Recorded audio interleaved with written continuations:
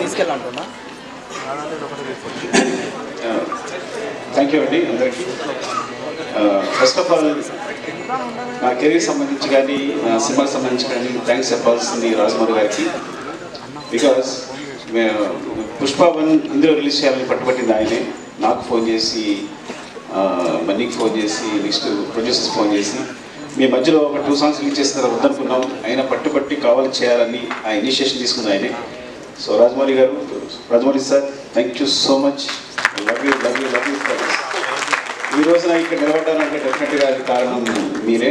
ఎందుకంటే నేను ఒక మాట అన్నాను ఆయనతో, అది కాదు సార్ నా సినిమా ప్యారెంటే కాదంటే, నువ్వు ప్యారెంట్ రిలీజ్ చేస్తే ప్యారెంటే సినిమా, రిలీజ్ చేయకపోతే తెలుగు సినిమానే. సో సెపరేట్ ప్యారెంటే సినిమా అనేది లేదు, నువ్వు రిలీజ్ చేయాలని ఒక మాట అన్నారు. అంతమించి ధైర్యం లేదు నాకు. అండ్ అందరికీ ఇప్పుడు మళ్ళీ మా గ్యాంగ్ అందరికి పిలిచి థ్యాంక్స్ చెప్పాలనుకున్నా. బికాజ్ ఇది లాంగ్ జర్నీ, కానీ మా రవి గారు మళ్ళీ టైం ఇవ్వట్లేదు నాకు. ఇంకోసారి చెప్తాను అనుకున్నాను. వాళ్ళందరూ పిలిచాను వీళ్ళందరినీ కూడా.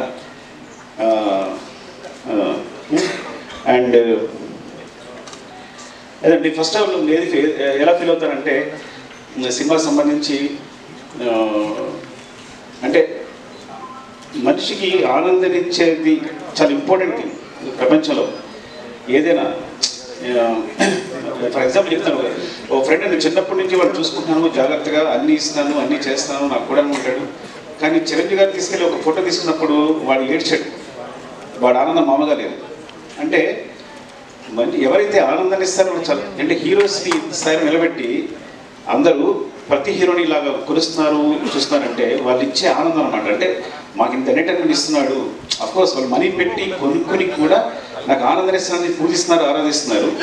సో అందుకని ఈ ప్రపంచంలో అంటే నేను ఎందుకు ఇప్పుడు ఫీల్ అవుతానంటే, కేవలం ప్రతి ఫ్రేమ్ ఎంటర్టైన్మెంట్తో నింపాలి.